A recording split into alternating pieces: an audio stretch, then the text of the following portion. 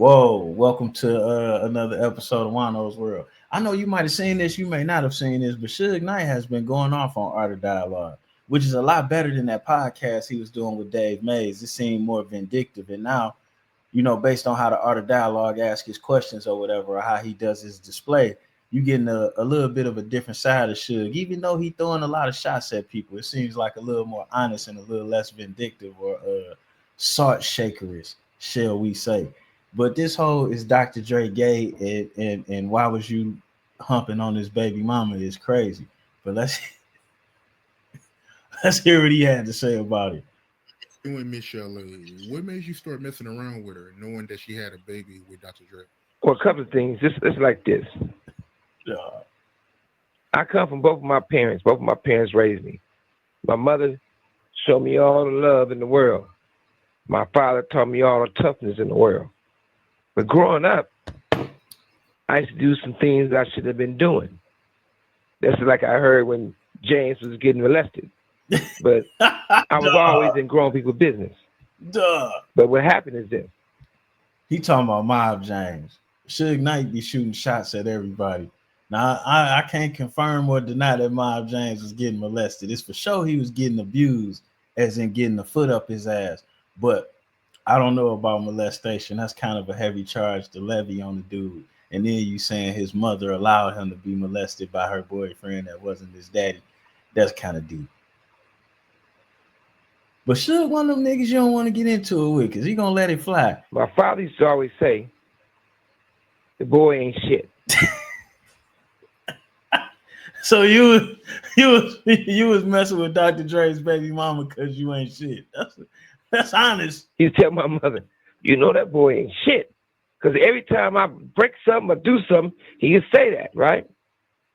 In those days, I believed that. So in those times, I really wasn't shit, So it was like, that was my homegirl. And we was good friends, great friends. But at the same time, this call and your telephone number will be monitored and recorded. I always end up, I say this a lot, I never got cheated on because I always had somebody else bitch, somebody else wife, somebody else baby mama. So if you see me with somebody, they wasn't mine. I was born them for the time. Hey, this isn't funny, but it's fucking hilarious because some of y'all need to understand how people may be looking at you. Are you talking shit about your man? Look how this nigga looking at the situation. It's not funny. So yeah, funny. It got to the point where we was close friends, and she was giving me information about when Andre and Jimmy would be talking, and they'd be trying to figure out how to, beat me out some bread or get him to do something else, or how he was telling me he wanted to be white. So when she started telling me that, I felt loyalty to her, because that's when I went to Jimmy and Andre, and we had a meeting. There ain't no fairy tale shit like Straight Outta Compton was, even though I didn't see it. Ain't no way nobody wear number 2 lip gloss or lipstick gonna tell me what they gonna do. So when we had this meeting, Jimmy, Andre, and myself, and I was on him because he wasn't doing anything. He did like 2 or 3 songs on the Chronic. Even though dads want to not tell the truth, but the paperwork tells the truth.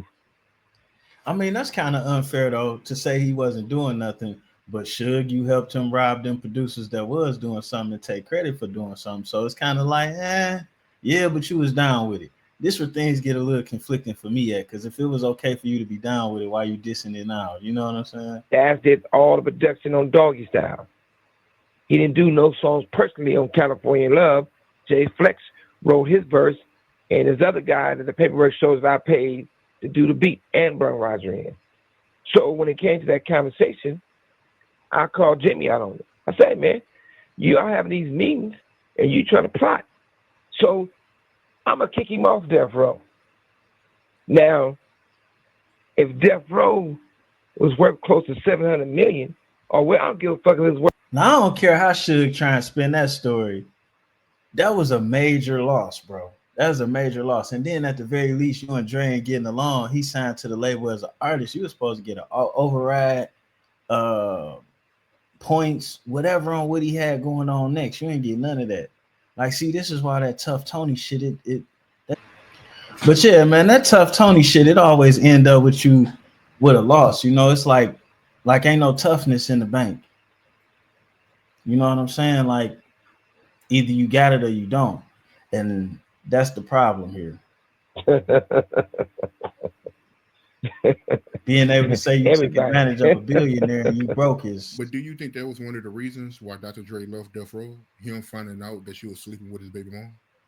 I mean, no, I wouldn't say that because shit, I gave him his wife. I can put my hand on the Bible. When everybody was going around and Easy and was coming out with the songs and everybody saying that, you know, back in those days, you couldn't be a gay rapper. Mm-hmm. So when everybody's saying he was gay and all this type of stuff from everybody, I went and had an emergency meeting with me and Andre at the place called the Black Whale in the Marina. Then we talking, and I told him straight up, I'm like, hey, everybody going around here, man, saying you mess with men. So I thought he was going to say, you know, fuck that. Whoever said that, he want to get down with him or something. He said the ultimate answer to me. Why they in my business? Why they? Hey, that's how a woman answers questions. But, I mean, I wasn't there.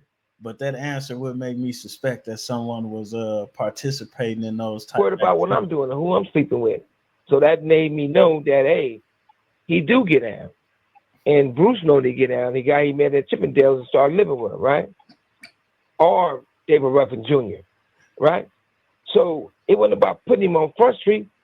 Death Row, we're a family. I'm like, look, man, we got to do something about this. We got to do how they do the actors in Hollywood. You know, if Rock Hudson or any of those big-time actors was gay, the first thing they do is get them married. But people won't believe the truth or rumors or whatever it may be. I said, man, you got to get married ASAP. Who you feel the best or you care about the best that you're married right now? Because we got to do this like Vegas marriage. He said, Miss Chalet. So he called Miss Chalet. He asked her to marry him right away. She declined. And my pages started blowing up, saying that, you know, she was paging me. I'm the one to plug in with my alleged buffer, Nicole. Oh man, and she was a strong face looking Caucasian lady. Not gonna talk bad about nobody's wife, but I don't know what to say about that. On that note, I guess it don't matter to me if Dr. Dre is gay, but it is a funny story. You know what I'm saying? Hilarious. Somebody need to take Suge Knight's microphone. This nigga's crazy. We out.